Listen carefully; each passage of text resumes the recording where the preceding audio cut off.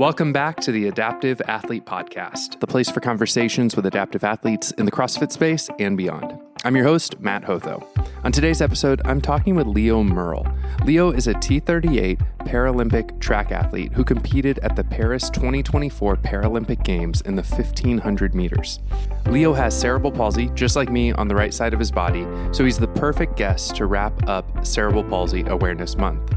But Leo's story doesn't start at the Paralympics. It actually started with a YouTube recommendation at 19 years old, a video of a Paralympic race, a race that he'd never heard of, and a moment when he looked at those athletes running and thought, wait, I run like that.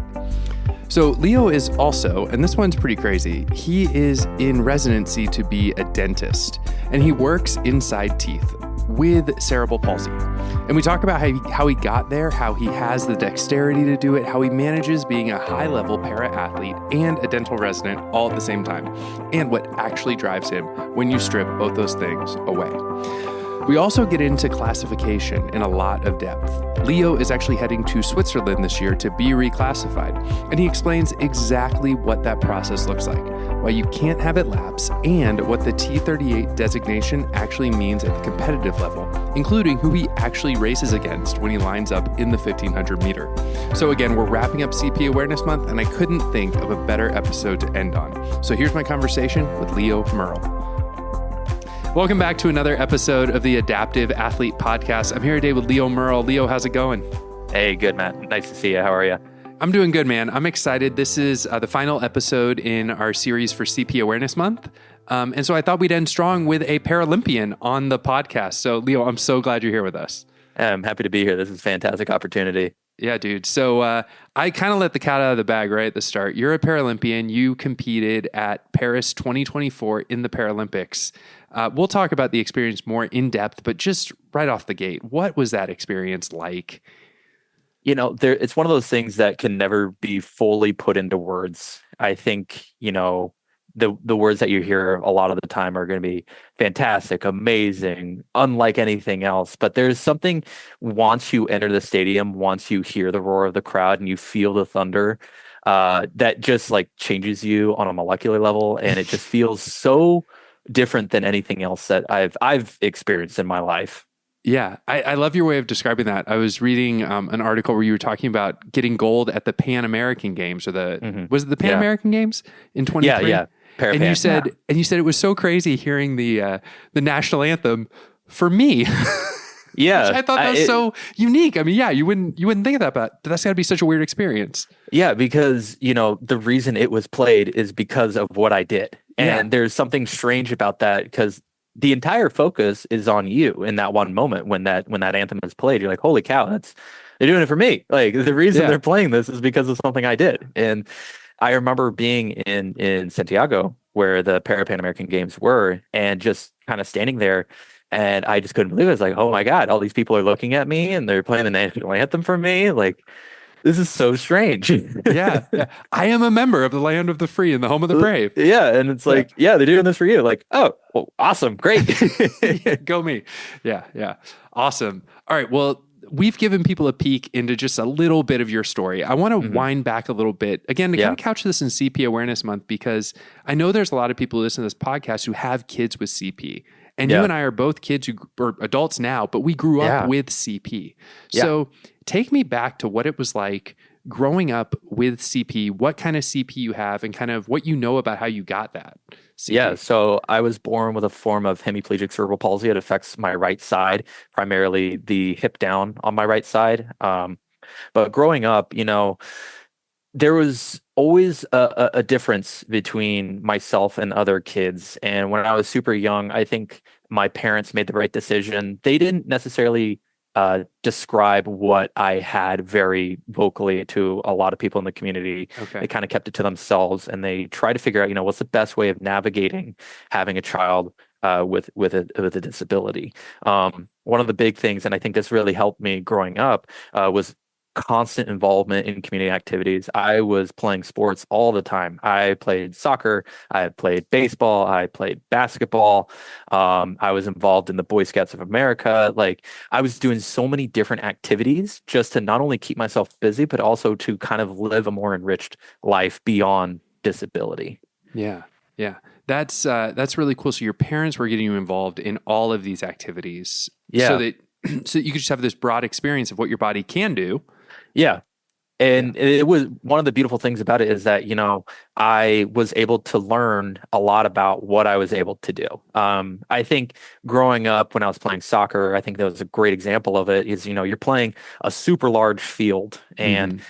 when I was younger, I thought, man, I'm just not as fast as the other kids, but for some reason I could just like keep running. Like I can just keep going, keep running up Okay. and down the field and it doesn't bother me that much. And one of the interesting things is I grew up, I realized that walking, standing still, sitting without support was like always so fatiguing.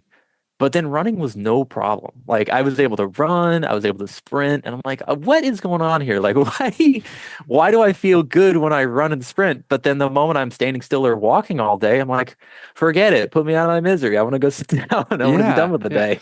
What do you think was behind that?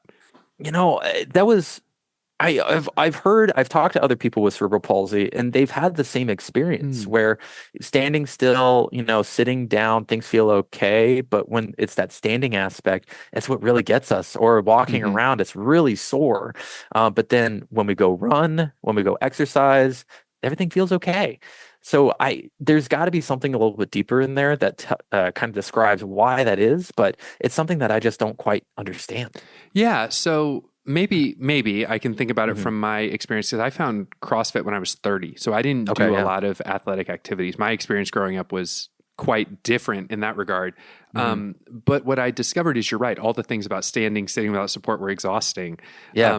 But it was when I discovered CrossFit, it was like, okay, I can move, I can move, I can move, and I feel good when I move. Yeah. But sometimes when the fatigue would hit, it Yeah. was like the fatigue hit hard or like the delayed fatigue Oh, after the 100%. activity was still a thing. But you're right, the moving still felt the blood flow, the Yeah. being warm. It felt Yeah. better than the coldness of, It- just standing or being static. Standing or walking and not moving as much. Hmm. It was, yeah, it's so interesting. And I don't know exactly why that is. Yeah. I don't know either. Have you ever looked into it at all? It was I briefly looked into it a few years ago to try to understand it a little bit better, Yeah. but I just never really got anything like super clear. At the time I was still an undergrad at UC Santa Cruz, so my mind was in a thousand different places. So, Yeah. did I research it super well? I would say probably not. Yeah. Yeah. I would say that I could probably do a better job now than I could have, when I was 19 years old. Yeah, and spoiler alert for anybody who listens to this or has heard me talk about it, the amount of literature out there studying adults with CP is like nil. It's growing, but Yeah. we seem to disappear after we turn about 16 or 17. It's like we're magically Yeah, it just cured kind of or drops off the map. yeah, yeah. Which is unfortunate because just like this conversation, we're like, man, I wish we knew why. Yeah. It'd be so cool to have a little bit more research into that. Oh, 100%. And I think with the growing body of knowledge and the growing body of research, I think there is going to come a time where we start seeing those reflections, Hmm. especially within those child populations that they did do research on. I think as they grow older, as they start experiencing life, they may become scientists, researchers, dentists like myself, and start to ask the question, well, why did I experience it that way? And they Yeah. may do case studies on themselves. They may do case studies on people that they're close to kind of just find out why that is that they have those kind of different pains. Hmm. And you were telling me a little bit when we talked about your career that you're getting into of being a dentist, that one thing you did as a kid was play instruments, play Guitar Hero, do these things that kind of work that dexterity. Even though you say your CP is mostly in your leg, it is still present in Mhm. your hand to, in a mild sense, to keep that Yeah. dexterity going. Yeah, 100%. I don't think my parents really emphasize the playing like a stringed instrument. I think they just want to be more active in those arts. Hmm. My dad played guitar through college and through even nowadays he's still playing. And then my mom, she was a wind instrument player. She played the clarinet, she played the bassoon. So she was active in music as well. So I think they were more so just like, I want you to play an instrument. So Yeah. they exposed me to a lot of different instruments. The first one I picked up was a requirement from my elementary school was I had to play a stringed instrument, and they gave us the option, and I said, I want to play the cello because I want to be special. I want to play the biggest instrument you got. Give me There the you go. biggest one. And that's kind of where my personal kind of foundation with working on dexterity came from. And at the time, Guitar Hero 3 had come out. So I was all in on playing Guitar Hero 3. I actually had the original Guitar Hero 2 when I was super young. Didn't really do as good a job at it, but once we got to Guitar Hero 3, I was like, this is the game right here. This is the one I wanted to. Yep, this is the one that's at. I want to learn this game. I want to do really well at it. And the dexterity actually really followed. I know a lot of kids who try to avoid using, their CP side by switching the guitar or playing things that may not necessarily add to that dexterity. But I almost found it as like a challenge. Like I wanted to build up strength in that hand. I wanted to be a little bit stronger on that side because I knew that something was off about my right side compared to my left side. And I wanted to try and make my right side as strong as my left side. Yeah. And even what you just said there, you knew something was off. I mean, you knew, well, when did you realize, I think, like that, oh, something's different? Because, right, I think unless somebody tells us, it can feel sometimes like, well, isn't this just how everybody lives their life? And that was kind of a big aspect, especially for me in elementary school. It wasn't widely discussed. My parents didn't talk too much about disability because I think a lot of the people in my hometown, just never were exposed to it. So it wasn't one of those things that was necessarily well known about. So the information wasn't as widely spread. So I think, growing up, I was like, something feels different from the left and the right hand side, but maybe that's just what everyone else experiences. Right. Like, aren't we left-handed and right-handed? And so maybe the other side's weaker and And that's like growing probably until about fourth grade or so. That's probably that was what I was thinking of the majority of the time. I was like, oh, like I'm left-handed. So everyone who's right-handed has the same thing on the left-hand side. And it's just normal. Like, that's just what we do. But then I noticed, as kids start getting older in that fourth and fifth grade time, they were able to start doing things ambidextrously. They were starting able to kick a soccer ball on the left side and on the right side. Yeah. I'm like, I can't do that. I can do it with the left, but I really struggle on the right. Yeah. So I knew something was going on probably around that time. And I was like, I think it's important that I start emphasizing taking, control of that right-hand side and putting more effort into doing those things. Did you go to PT or OT at all? When I was super young, yes. When I was, I would say probably up until first grade, I had a lot of PT done where they put me in a cast to kind of stretch out the muscular fibers in my leg to make sure that I had a good functioning system so that things wouldn't be super tight and super short. Yeah, but you didn't have any like surgeries or anything like that? No surgeries, no. Okay. I never got surgery. Yeah, I had to wear a brace when I was a little kid, like 3, 4, 5, to keep my foot from dropping too much. Maybe that's similar to what they were doing with you to kind of keep... 100%. Okay. Yeah, I remember growing up, and when I would stand with my toes pointed, like I was almost like dragging my foot. Yeah. And at the time, I was like, I don't know why. It just feels really comfortable. Yeah. And my parents were like, you got to stand flat-footed. You got to stand flat-footed. And I was like, okay, I will. So I would stand flat-footed and not really understand why.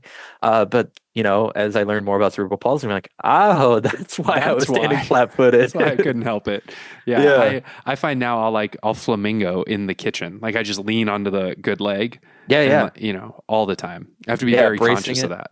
100%. Yeah, I do brace my right leg a lot more. Either it needs to be like perfectly straight up and down for it to be comfortable, or like I'll just do exactly that. I'll flamingo, I'll lean against the counter, pick my right leg up just because if I stand on it, like I'll start getting sore up in my glute. Like, that doesn't feel great. Yes. Yeah. The soreness in the glute, my man. Yep. It's so common. It happens all the time. Yeah. I feel like sidetrack. I feel like my dream is to like have the best program to like work my glute and my hamstring. And I just can never, I feel like it's one step forward, 2 steps back in terms of getting. It's the strangest thing with that as well, because, I'm very active with my recovery. I'll use the roller. I have compression boots. I have like a massage gun, a cross ball. And I'm always trying to hit that right hand side to make sure everything's feeling good, especially to kind of keep things balanced between the left and the right. And it's like no matter what I do, I'll Yeah. always be sore. Yes. Oh, that's so good to hear a Paralympian say they struggle with that, because I Yeah. thought you might have cracked the code. No, And I there's wish. okay. So the code is really just more hard work, more Yeah, hard work. I think no matter the level that you are, whether you're at the pinnacle and you're chasing medals, or if you're just trying to get into your first run or first workout, Hmm.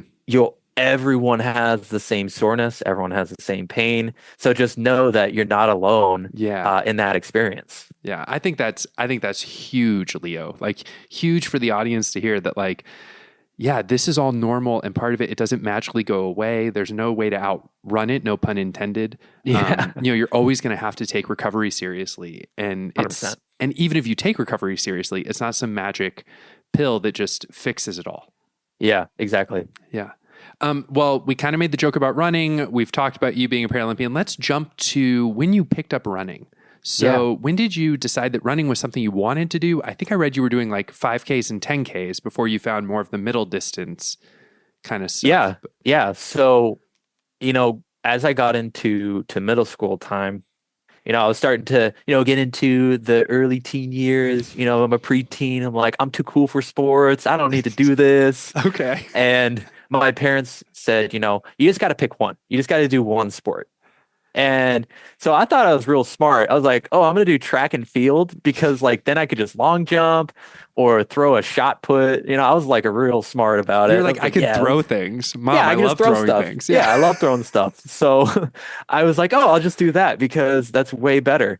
It's a sport. I don't have to like run up and down a field. The Mhm. joke is on me because here I am, decades later. Right. Still doing it. But what I realized is that, up until about sixth grade, I always had an issue with how my foot would skid across the ground. Mm.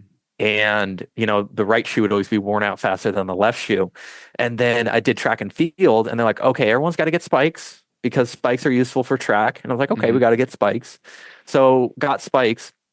And the thing that I didn't even think about is that spikes elevate your toes. You have a spike in the front, it pulls your toes up, but your heel stays on the ground. Mm. So I was getting this stretch in my calf that I hadn't had since I was a baby.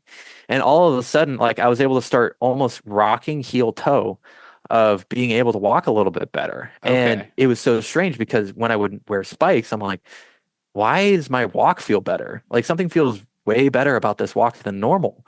And so then I started doing it. Like, actually, I was like, wait, well, maybe I should try this. Maybe I should try it out. And I remember the cross country coach at the time, he was coming up to the track athletes and be like, you guys got to do cross country. It's good for you. It's great for track off season. I was like, oh, I'll do it. Yeah, that sounds good. Like, Yeah. it's great for Yeah. track off season. Um, and I still remember doing 2 mile runs, like the easiest 2 mile run on planet Earth. I'd run a mile, I'd walk, and Mm. then I would run for maybe like a half mile and I'd get back. I'm like, that's great. I love this sport, just, oh, I run for a mile, take a walk, and then I'll run for a mile and we're done. Um, and then I just don't know what it was exactly. I would say probably once I started competing, we would go to meets like for cross country in middle school, and it would be really hard. But at the end of it, I'd be like, I feel really good. Mm. Like I Yeah. would definitely walk during the races. So don't get me wrong. That was nothing to stellar at the time. I would run and then I'd hit a hill and be like, forget it. I'm walking up this hill. Okay. Okay.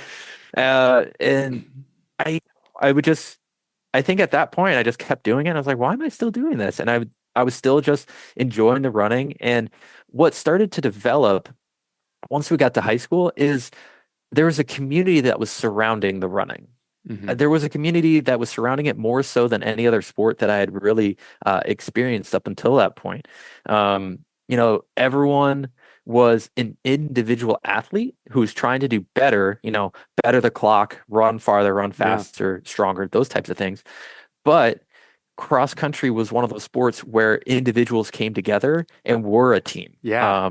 And I think, especially with cross country, the individual is important, but the team title was always what people were shooting for. It's like, Mhm. we want to be the best team. That was the pride. Um, Yeah. So what I really enjoyed is that I felt like I could improve as an individual, but my improvement as an individual had a direct um, result as to how we did as a team. Hmm. So there was like this very much strong camaraderie, team aspect, but on top of that, everyone was trying to do better as an individual. And I think once I hit a junior or junior in high school, that's where it really clicked for me. I had a really, really bad case of plantar fasciitis my sophomore year of high school, and In that your put me out. right foot? Yeah, my right foot. Okay. Yeah. Yeah, I had a really bad case of it, and at that moment, once I got healed from it, I was like, you know what? I want to go full in on this running thing. And so I Hmm. really committed and I really started to, show signs of improvement and really started bettering myself. And that was the first time I broke 5 in the mile. I didn't break 5 in the mile until I was a senior. Oh, wow. Okay. Yeah. Yeah. Yeah. And I know a lot of people, yeah, especially in high school, breaking 5 in the mile is one of those things that's like, oh, it's a coming of age. Hmm. The freshman boys, the sophomore boys, like, I broke 5. But for me, it was like I didn't do that until I was a senior. And the moment I did it, it just felt so rewarding. I was like, this is incredible. Like I feel amazing. I'd never done anything like this before. And that just really like cemented it for me. I was like, I want to continue to do this for the rest of my life. Yeah, yeah, that's so cool. I've got a 17-year-old stepson Okay. who runs cross country and is Yeah. actually coaching a middle school track team. Yeah. And his goal is a sub 5 mile. Yeah. He's got great cross country times. Like I think his best 5K is a 18, Okay. Yeah. maybe an 18:10 or something like that. But I know he wants to run some sub 5 miles this year. Yeah. So I mean, you absolutely can do it. I mean, I think my best in high school, I don't remember, but I think it floated around like the 19-minute mark, like the okay, high 18s. I and I was able to break 5. So it's absolutely possible, yeah, when you're running those times to that's break cool. 5. So you were doing cross country in high school. You go to college at UC Santa Yep. Cruz. Yep. And you keep running, but at some point something happens where you discover, wait a second, there's this whole community out there that I can run with, Yeah. where they're like me. Yeah. And that was the wonderful part about discovering it, but the somber part as well. It took me up until I was 20 years old, 19 years old, to find this whole big Hmm. community.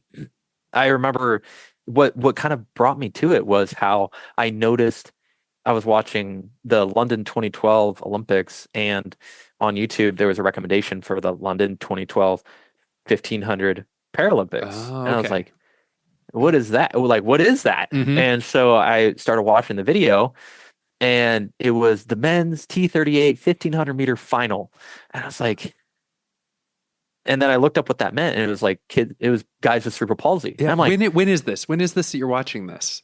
I was Like, watching this probably like 2017, yeah, 2018, yeah. somewhere in Okay. that Okay. ballpark. Yeah. Yeah. And I was watching the video, and I was like, they have cerebral palsy. They're like running how I run. Like Yes. something's a little like I can see, they have a little bit of a gait difference in some of the And athletes, but their then left arm's pumping a little bit more than their right arm yeah, might be. or Yeah. yeah, and something was off, and I was like, something.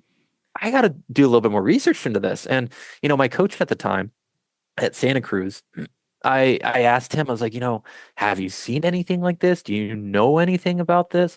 And he's like, I wish I could help you, because it seems like a great opportunity, but I don't know enough. I Mm. don't know enough about parathletics. I don't know enough about how to get involved. So unfortunately, I think you're just going to have to you do the digging on your own and try to figure it out. And so that's what I did is I started looking into it. I found out about like the USA para track and field. And then I found out that they had U.S. nationals in 2019, U23 U.S. nationals. Okay. And right before the U.S. nationals, I was actually studying abroad in the Netherlands. So I was there for about 7 months, and I was training. I wasn't super serious about my training while I was there. It was really fun. I had a great time. I would do workouts because I wanted to stay in shape for when I got back to Santa Cruz, because in 2020 was going to be my senior season. Okay. RIP to 2020. RIP to 2020. Great senior year. Yeah. Yeah, great senior year. But I just wanted to stay in shape, and it's like, oh, this trip to U23 U.S. Nationals could be really fun. I think this would be a great opportunity just to see what para athletics is about. Hmm. And so I go, and then they talk about getting your national qualification. So I was like, yeah, we'll get nationally qualified, classified, to make sure that I can participate. And they're doing Yeah. the testing on me. And one of the testers was like, oh, like what times do you run? Like, what are you doing? And I'm like, well, I'm primarily a 5K guy. I run the 1500 from time to time.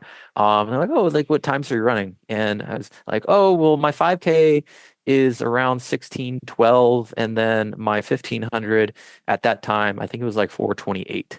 And they paused and they looked at me and they're like, they're what? I Okay. was like, oh, 16:12 and 4:28. And they said, we need to get you in touch with some people. Yeah, so because you've And been training with able-bodied athletes this whole time, so you don't understand, 100%. you don't know that you're like in the able-bodied world. You're like, yeah, I'm not really winning anything. I'm just Yeah, I'm picking a few guys off here and there. Like, I assume yeah, you weren't winning regularly. no, no. Okay, but you're picking guys off. I think we even had a joking conversation about that on Instagram, about how good Yeah, that must feel when you beat the you pick someone able-bodied off. people. Yeah, Yeah, but now to be with these classifiers and they're going, wait a second, these times are what? yeah, yeah. And it was that's when I realized and how actually potentially competitive I could be. Hmm. And they said, we need to get you in touch with these people, XYZ. Here's their emails. We need to get you over to like our national team people, and we get you in touch with them. And so it just was like complete whirlwind whiplash from that moment forward. That how my life kind of changed pretty quickly Hmm. in terms of para athletics. Okay. So I'm going to kind of dive into one thing there and then we're going to kind Yeah. of pull out from there. So you said you went to nationals and Yes. you met with a classifier. Yeah. And so they were doing the tests on you to kind of make sure you're in the right, that you have you had an eligible impairment. CP Yep. is an eligible impairment. The hypertonia Yes. is. But then they were doing the minimum impairment criteria to see what category you would fit in, right? Right. Yeah. So what did that process look like? One thing that I've been trying to do through this podcast and in the Yeah. CrossFit space is kind of unpack, right? What is true para classification look like? Yeah. So when it was with para athletics, the cerebral palsy classification is a little bit more the more finicky of the classifications. When you have limb deficiencies or limb differences, they can usually measure them a little bit more quickly, a little bit more appropriately when it comes to kind of finding what classification you'll fall into. With the cerebral palsy classifications, there's a very wide range of how they can classify you within that because there's so many different severities of cerebral palsy. Does it affect half the body? Does it affect all the extremities? Yeah. Those kinds of questions. And so what they do for these classifiers is they want to see how the muscle responds to their testing. I actually have to go get retested this year. I'm headed out to Switzerland to get retested to see is everything still good? Or are we still in the right classification window? Okay. Do things need to be moved around? Those types of questions. What they do is they see how the muscle responds, how the reflexes of them. So a great example, and this is one that they do for the feet, is they take the foot, they put it just 90 degrees so that you have your foot straight and it's 90 degrees to the calf, and they push on the toes like upwards towards the knee. So when they push up, it causes the calf to tighten up greatly. Mm-hmm. And in a normal calf, what happens is that you get a little bit of resistance, and that resistance immediately releases, and the toes relax, and you can push the toes up towards the knee. In cases of cerebral palsy, you'll get that resistance, but that resistance actually holds for much, much longer.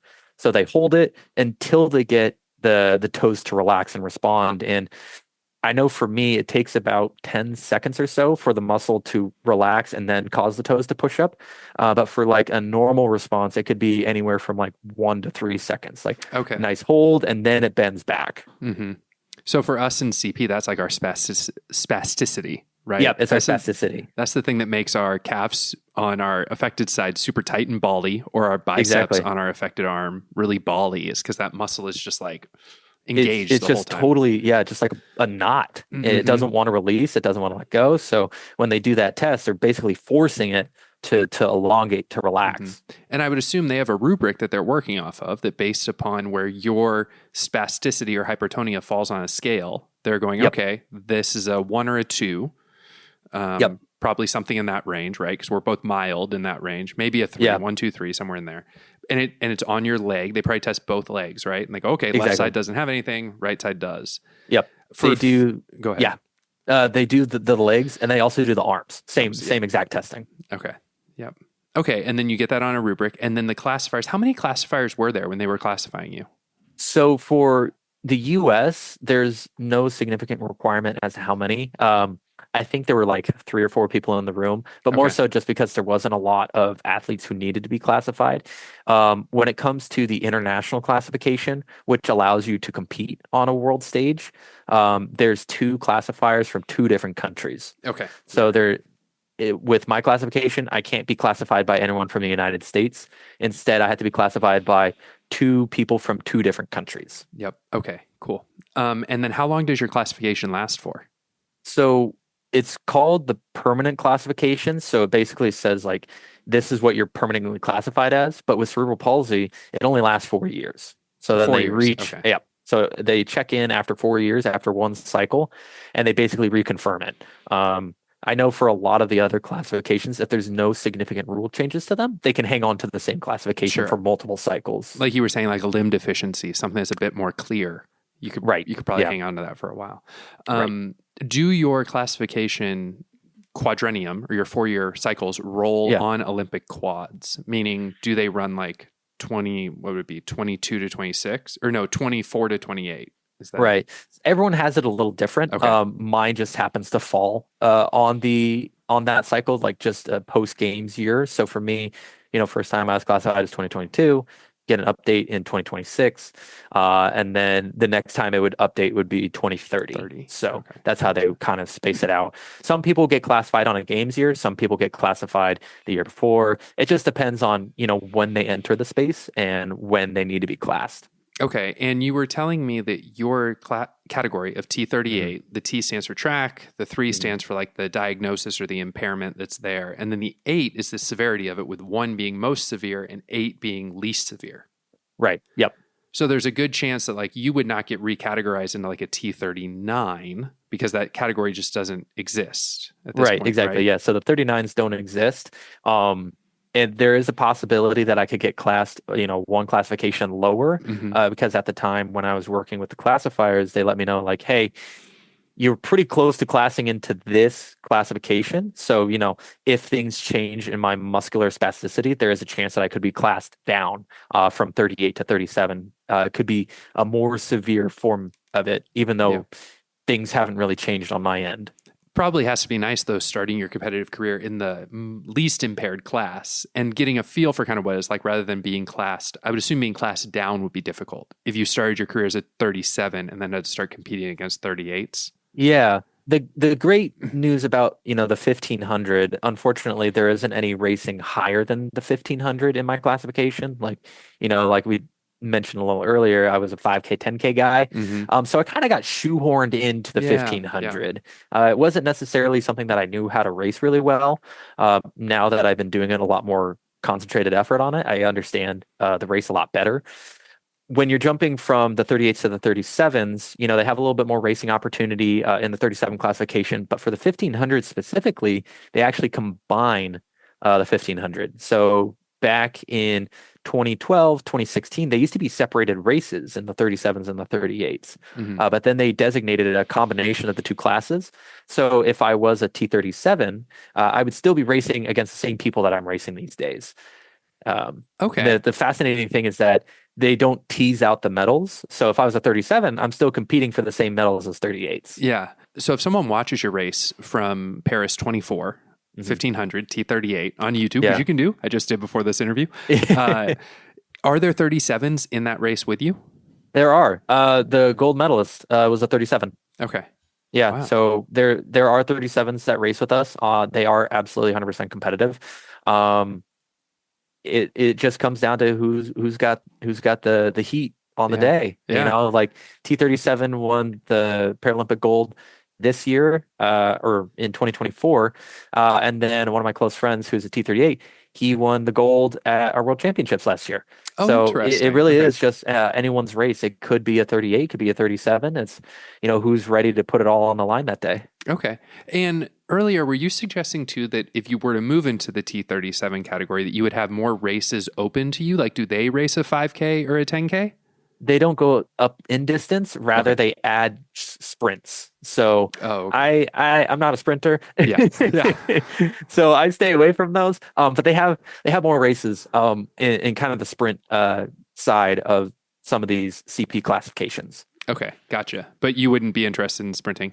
I would assume with a No. 1500, Mhm. like you were saying, like learning how to run the race, there's got to be just different stages to it. Almost like you would think a rocket launch, where you just got to have a few different like stages in your engine that you can kind of hit along the way. 100%.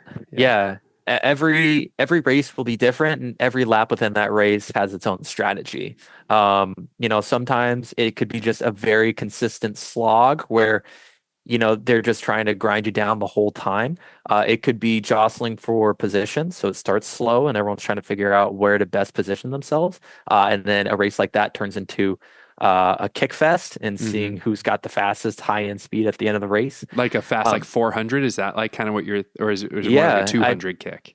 it could be the 400. I know for Paris, we were averaging, I think, in the 70s for our lap times. So in terms of racing, it was very slow, very Hmm. comfortable. You could Yeah. find us doing a tempo any Wednesday, going that pace. Yeah. Um, but then the last two laps, we kicked it from those 75s to the last 800. I know the guy who won, I think he split like 159 for the 800, and I split 201 for the 800. So, it can change so fast Yeah. of how fast we're going. And then, my personal PR, it was a very evenly split race. We were just running the whole time, basically the same pace. We tried kicking it in at the end. Um, but the nature of racing is just so different from one race to another. Hmm. That's really interesting. Yeah. I'm thinking about the races I've watched my son run and just kind Yeah, of how, yeah, he used to run the 800 as well. And so kind yeah. of that vibe of sometimes there were races where, what are we doing on this first 400? And I was like, okay, oh, now the race is on Yeah, kind of now thing. now we're going for it. Yeah. Yeah. Okay. But in your ideal world, you would be doing more like 5K, 10Ks.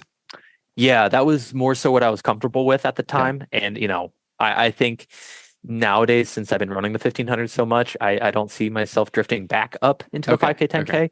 10K. But I would definitely love to do it. Yeah. Do you ever race able-bodied races nowadays just to kind of stay up to speed and do stuff? Yeah, oh, 100%. This year has been a little bit of an off year for me in 2026. I had a pretty, with the cerebral palsy on my right side, very consistently, I get an Achilles injury during the winter. Mm. And this year, it kind of was pushed way further back than what I'd normally get. And it was a pretty severe one. So it kind of pulled me out for a whole year. Or, sorry, not a whole year. God, that would be way too long. Yeah, yeah, yeah, yeah. But it pulled you A whole out for month. a, okay. A Yeah. whole month. It kind of sidelined me. Um, but normally, yeah, I would be racing, able-bodied athletes. I signed up for the BU Valentine meet, which would have been in February, but that's when the injury kind of happened. So I would be racing able-bodied athletes there. Okay. And then last year, on the build up to our World Championships, I did a few able-bodied races here in the U.S. And then also I went up to Canada briefly for an able-bodied race up there. So the able-bodied racing is definitely in the cards. Okay, cool. I had one more question for you about classification, and it was something you said in passing, but I think it's Yeah, important. You said you're going to Switzerland to be reclassified or to be, yeah, yeah, reclassified. yeah. You have to do that. I assume your Yes. classification is up in 26. Why Switzerland? And what's that process going to be like? Yeah, great question. More recently, for the reason for Switzerland is because that is where one of the opportunities is. They host para Grand Prix, which are basically para track and field meets that occur around the globe, where they have these classification events. And the big reason why is because they want to consolidate where they need to do the classification. They don't want to Okay. have to, every single track meet has to have a classifier Yeah, present. It would yeah, be yeah. super expensive. So they concentrate them to only a few to say, hey, we're going to have them here. Whatever athletes need to be classified, this is where they need to go. There were a couple opportunities in other countries as well. the reason I chose Switzerland is the time of year. It's in late May. It's when I have some availability in my schedule. Hmm. So I want to take advantage of that before, the summer starts coming along and pushing into the fall time. Just because I don't have a really clear picture of what I'm doing later in the year, especially with my residency. So I just knew what I was doing in May, so I wanted to take advantage of it as soon as possible. Okay, and that's something as a para athlete that you probably have to manage and think about to be responsible for managing your class. You can't let that lapse. Like I would assume it'd be very Yeah. costly to let it lapse, not just financially, but also for your career. Oh, 100%. A big concern is if you lapse, you may not be able to get reclassified. So if I let mine lapse, then there's a chance that I could just not be reclassified, and then done and dusted. There's my para athletics career. It's over. Hmm. Yeah, So, yeah. kind of staying on top of it. A lot of the um, people involved in para athletics, especially um, in like our governing boards and those types of people, they are very much on top of it and letting us know like, hey, this is what's going on. Here's the list of people who are up for reclassification. Please double check that if you are Mm. on this list, you are going to an event. If you're not on this list, you're good. So they make sure that they keep us up to date on those things to make sure that it doesn't escape our mind, it doesn't get out of control, and then you lose an athlete because oh, I forgot. Yeah, yeah. And you're getting that from the National Federation, right? From the US, from the USA track and field? Yes, Okay. we just combined USATF and para USATF. Okay. So Okay. those are now one governing body One thing. underneath the USATF banner. Okay, cool. Cool. All right. So you mentioned you're in residency. This is a whole Yeah. other part of your story that's super cool. And I think connects to your mindset, some stuff we were talking about before we started recording. And that's that Yeah. you graduated from dental school. You're in Yes. residency right now. Um, you're when you said you have CP and you're a dentist, I was like, that's insane. I mean, just Yeah. because I think of the dexterity that's involved in that kind of thing. But it's so who you want to be and what you want to be doing. So tell me a little bit about that journey and how you got there. Cause I just think that's so cool to not only see an athlete with CP doing cool things, but an athlete with CP also being a dentist. I just think that's really Yeah. interesting. Yeah. I think it really does start with, me doing a lot of hand dexterity growing up. Those instruments that I was playing, it really kind of allowed me to open the horizons to being able to work with my hands. And that was also something that I always found passion in, is working with my hands. As I started getting older, I learned more about biology in general, and I thought biology was such a really cool thing. And it actually started with earth science. I was like, rocks are the coolest thing on planet Earth. No, Okay. no pun there. Um, and that's just kind of where things started, and then it kind of transitioned into biology. And I would say probably sometime in high school, learning about cells and how they function and cause the rest of us to function because of that was such a cool aspect to me. So I knew that when I was going into college and wanting to pursue a major, I wanted to do something in the sciences. I wanted to do something in biology. Dentistry actually didn't really come to thought until I got into college. When I Okay. had first entered college, one of the things that really was so interesting to me was more so cancer research. And I thought that cancer research would be kind of the path that I would take through my collegiate career. And, a PhD in some sort of molecular biology was something that would be right for me. But as I got into college, and I was looking at things to do that I was really passionate about, I was back home getting a cleaning from the hygienist at my dentist office. And the dentist comes in, checks everything out. It's like, hey, everything looks good. Like, you're doing a fantastic job. I'm like, cool. And something in my head was just like, just ask. Yeah. So Yeah. I just asked, I was like, hey, do you think I could just shadow you for like a day or two just to like check things out? And he's like, yeah, absolutely. Come on by. Like, we'd love to have you just shadow. And if you want to learn a little bit more about dentistry, that's what we're here for. I'm like, cool, awesome. So, I started shadowing for a little bit, and I realized how much dentistry was actually kind of a hybridization of not only the sciences, but also the arts. So Mm. there was a lot of hand dexterity in there and being able to use your hands and working with people. And then you're somebody's mouth doctor. You're taking care of them, making sure that there's no decay, and making sure that their mouth is healthy. I remember a while back, there was a paper that I read where 74% of people feel that their mouth has an effect on their ability to work. Hmm. And whether that's, showing up to work and being present, or if that's, they're having pain in their mouth, those types of different things. So, the mouth is such an important aspect of the rest of our biology and how people function in the world. So once I started learning more about that and the art side of it being that, whether you want somebody's teeth to be white, you want them to be a little bit straighter. Some people want their teeth to look a little different. But also, more importantly, if they do have decay, you have to remove that decay and rebuild a part of their mouth that is functioning. So they Hmm. have to use it. Like they use their teeth every single day. So you Right. have to build it in a way that somebody can use it after you're done with it. So the art side was building it in a way that they can continue to use it. So when I started putting all these pieces together, I was like, you know what? I think this is what's for me. Mm. And so the next summer I came back and I was like, I want to shadow you more. And so I shadowed a lot more at that time to learn even more about dentistry and just really fell in love with it, at that time. Yeah, yeah. And you were telling me, throughout your story as we've been talking, the word community has just come up a Yeah. lot. And that seems to be something that's really important to you. Yeah. So I know that we were trying, you wanted to kind of talk on this thing, like, how do you do both? How, like, not for someone who might be listening to be curious, but more like, how can someone manage to be a Paralympic level athlete Mhm. and study to be a dentist and be succeeding at both? Yeah. And you said there was something fundamental to that.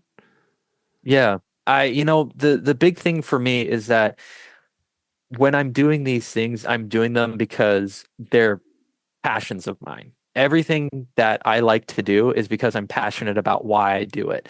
We're only given 24 hours in the day, so I try to make sure that everything that I'm doing fits into that window and I'm not compromising other things. So one of the big things is that I will get 8 hours of sleep guaranteed. Like I'm not Yeah. gonna try and cut an hour so that I can spend more time on this thing because one of the things I'm passionate about with running, I need 8 hours. I need to sleep. I need to make sure that I'm well rested. And what I find is that being able to do two things that have different spectrums to them. One of them is very much physically involved. I'm pushing my body. I'm doing things that really challenge me. And then the other thing being a little bit more on the mental side. I'm spending a lot more with one-on-one interactions, talking to patients, and then I'm doing something that's more of an intellectual exercise. So I'm working not only the body, but I'm working the brain. Hmm. And I find that the balance of those two things, being able to work two different aspects of myself, is just a really enjoyable experience. And I think personally for me, it's how I'm able to balance them. Is because if I did two very physical things, I don't think it's possible Hmm. to really do that just because when you're doing two very physical things, you're really putting a tax on your body. Or if you're doing two very intellectual things, you're putting a very big tax on your brain. But being able to kind of have one thing that you're passionate about where it affects your body and one thing you're really passionate about that affects your brain, I think I'm able to really balance those a lot better because they're working two very different systems. Hmm. And you were saying that both of these things, neither of them are your full identity. There's Yeah. something deeper under that Yeah. that kind of undergirds all this stuff that you do. Yeah. And I think kind of the word like you mentioned earlier is community.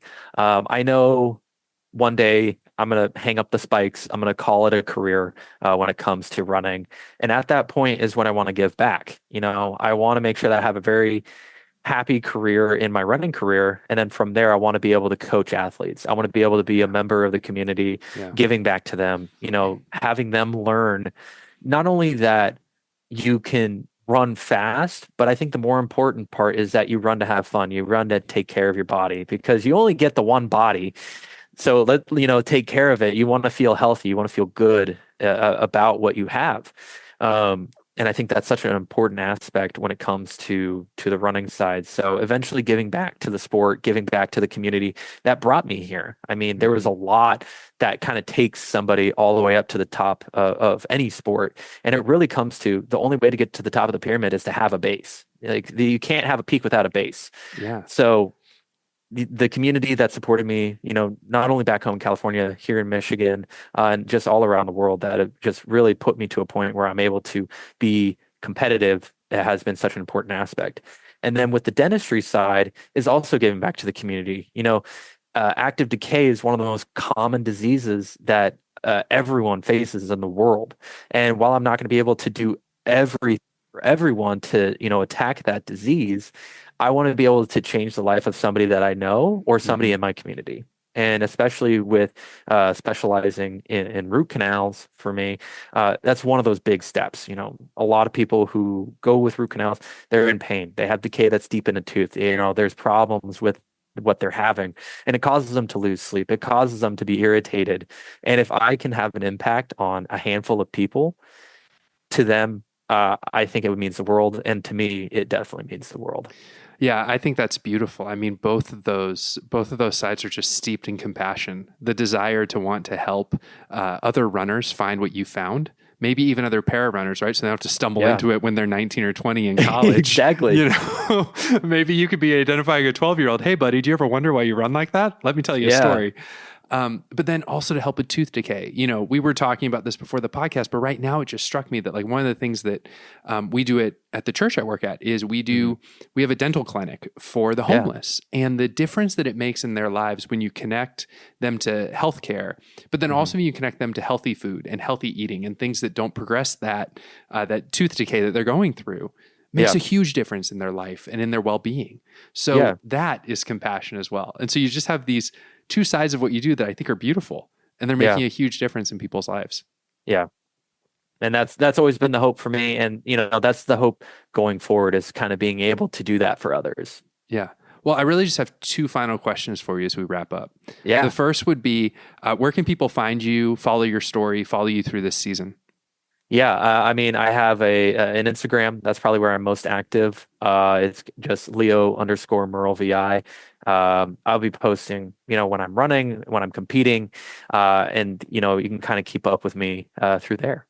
Okay, awesome. And then one final question we always ask on this podcast. Yeah. If you could go back and encourage a younger version of yourself, what would you tell him? I think for a younger version of me, I didn't really understand too much about the disability that I had. So I had to do a lot of self-discovery and a lot of self-learning to try and figure out more about it. I think if I could go back and just kind of mention anything, I'd say just keep doing it. You're on the right track. Don't be nervous about failing, especially when you don't understand why one side is working differently than the other. It's such a good path that you're on. Just keep putting one foot in front of the other. And one of the things that I think about a lot, something that my dad said is, how do you eat an elephant? One bite at a time. You can't eat the whole thing in one go. So just keep eating it one bite at a time. Yeah. Leo, thanks so much, man. This has been phenomenal.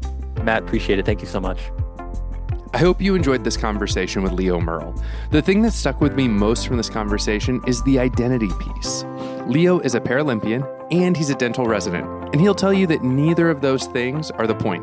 The point is the community, the people that he wants to serve on both sides of what he does, the people who are coming into Paralympic sports and the clients and the people who need dental care. That's just a really clear-eyed way to build a life, and I can see it in his personality and how it's gotten him to this point. If you want to follow Leo's season, his training, his races, his road to reclassification at Switzerland, and his journey to LA 28, you can find him on Instagram. The link to his bio is in the show notes. And if this episode connected with you, do us a favor. Share it with someone who has a kid with CP, or a coach who works with adaptive athletes, or honestly, someone who could use a reminder that we're not what we do, we're who we are underneath all those things that we do. Like, follow, subscribe. Wherever you're listening, it goes a long way. I'm Matt Hotho, and I'll see you next time.